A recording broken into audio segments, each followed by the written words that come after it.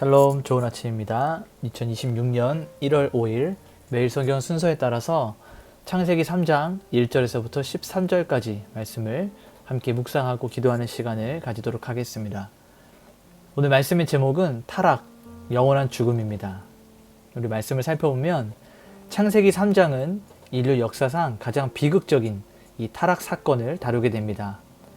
하나님이 세우신 이 에덴 동산의 질서와 평화가 사탄의 유혹과 인간의 불순종으로 인해서 깨어지는 그 과정이 창세기 3장에 담겨 있습니다. 먼저 앞부분을 보게 되면 간교한 뱀이 하나님의 말씀을 왜곡하여서 인간의 마음에 하나님을 향한 의심과 탐욕을 심어넣습니다.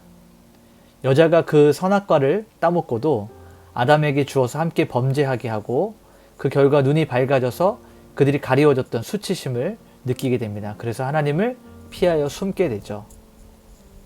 하나님이 범죄한 인간을 찾아오셔서 물으십니다. 그러나 인간은 자신의 죄를 인정하기보다 타인과 환경에 책임을 전가하는 이 타락의 증거를 보여주게 됩니다. 이제 한 절 한 절 말씀을 살펴보면서 성경이 말하고 있는 진리를 같이 나누도록 하겠습니다. 먼저 첫 번째 단락은 1절부터 5절까지 말씀입니다. 여기에는 사탄의 간교함과 하나님의 말씀을 왜곡하는 내용들이 담겨 있습니다. 자, 1절을 보게 되면 그런데 뱀은 여호와 하나님이 지으신 들짐승 중에 가장 간교하니라. 뱀이 여자에게 물어 이르되 하나님이 참으로 너희에게 동산 모든 나무의 열매를 먹지 말라 하시더냐 라고 기록되어 있습니다. 이 뱀의 간교함은 지혜를 악하게 사용하는 상태를 말하고 있습니다. 우리가 간교하다라고 하는 표현에 담겨있는 의미가 바로 이러한 것이죠. 사탄은 하나님의 말씀 중에 무엇을 하지 못하게 하는 금지 명령에만 집중하게 해서 하나님을 마치 인색한 분으로 오해하게 만듭니다. 또 하나님께서는 모든 나무의 열매를 먹으라고 말씀하셨는데 이 사단이 이것을 왜곡해서 하나님께서 모든 열매를 먹지 말라고 하더냐라고 거꾸로 이야기하죠. 이 박윤선 목사님은 이 사탄이 참으로 무엇 하시더냐라고 하는 이 질문을 통해서 인간의 마음속에 하나님의 선하심에 대한 의심을 심는 것이 유혹의 첫 번째 단계다라고 지적을 하고 있습니다.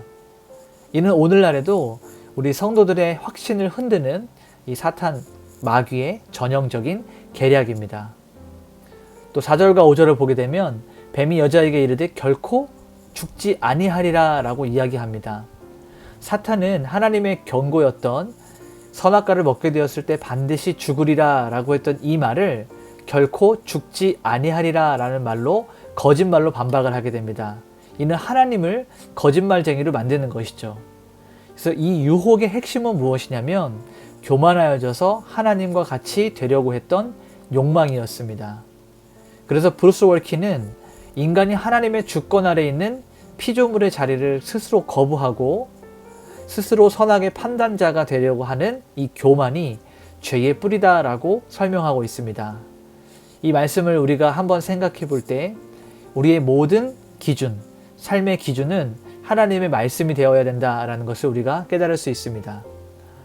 두 번째 단락은 6절에서부터 8절까지 말씀인데 여기에는 하나님의 말씀에 대한 불순종의 선택과 그에 따른 비참한 결과를 주어지게 되는 것을 볼 수 있습니다. 자, 6절에 여자로 표현된 이 하와가 선악과 나무를 보고 먹음직도스럽고 보암직스럽고 지혜롭게 할 만큼 탐스럽기도 하다라고 표현을 하고 있습니다. 그래서 그 열매를 먹고 자기와 함께 있는 남편에게도 주매 그도 먹은지라 라고 이야기하고 있습니다. 여기에는 육신의 정욕, 안목의 정욕, 이생의 자랑, 이 요한일서 2장 16절에 말하고 있는 이런 내용들이 이 사람의 안에서 작동하는 순간입니다. 이 하나님의 말씀이라고 하는 절대 기준이 사라져버리면 인간의 주관적인 감각과 사람의 생각이 판단 기준이 됩니다. 여기에 아담을 표현하는 함께 있는 남편이라고 하는 표현이 있는데요. 여기에는 하와가 선악과를 먹을 때 아담은 옆에 서서 방관했던, 다시 말하면 언약의 머리로서의 책임을 다하지 않았던 이런 방관하는 모습을 우리는 볼 수 있습니다. 7절과 8절을 보게 되면 선악과를 먹고 나서 그들의 눈이 밝아져 자기들이 벗은 줄 알고 라는 기록이 되어 있습니다. 또 여호와 하나님의 소리를 듣고 아담과 그의 아내가 여호와 하나님의 낯을 피하여 동산 나무 사이에 숨은지라 라고 말합니다. 이 죄가 주는 첫 번째 결과는 무엇이냐면 스스로가 수치심을 느끼게 되고 하나님을 향한 두려움을 느끼게 되는 것입니다. 이전에 그들이 죄를 짓기 전에는 하나님과 함께 거할 때 영광스러웠던 그 벌거벗음, 하나님과 가장 친밀하게 교제했던 그러한 모습들이 이제는 가려야 되는 수치가 되었습니다. 이 죄가 인간의 내면적인 평화를 파괴해서 사랑의 대상이었던 하나님을 공포의 대상으로 변질시켰던 것이죠. 그래서 하나님을 보기에 두려웠고 그들은 숨을 수밖에 없었습니다.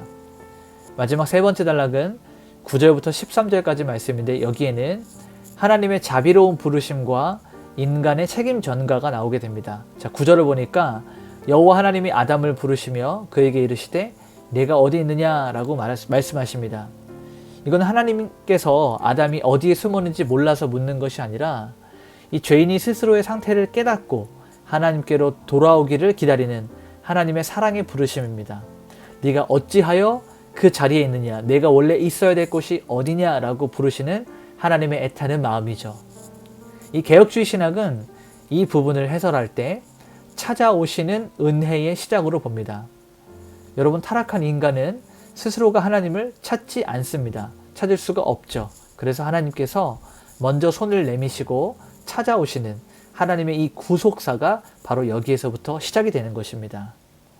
마지막 12절과 13절을 보게 되면 아담이 하나님께 변명하는 장면이 나오게 되는데 아담이 이르되 하나님이 주셔서 나와 함께 있게 한 여자 그가 그 나무 열매를 내게 주므로 내가 먹었나이다.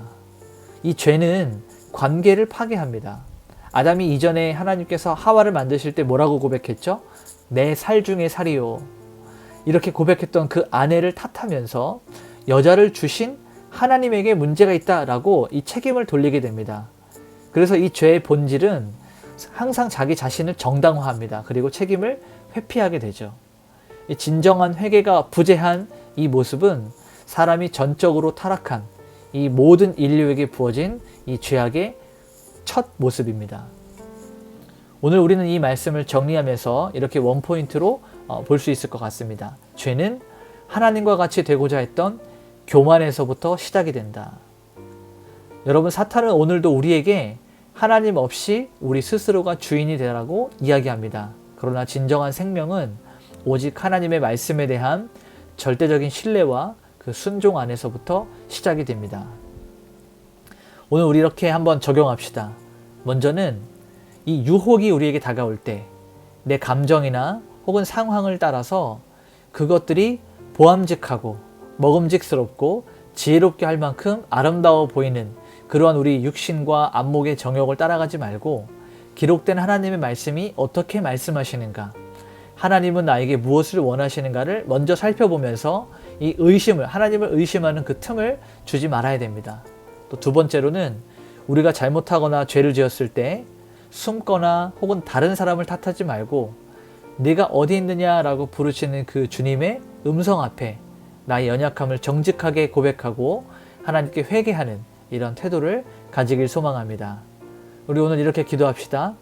하나님, 우리 인생의 판단자가 되어서 내 스스로가 하나님처럼 되려고 했던 이 교만함을 용서하여 주시옵소서.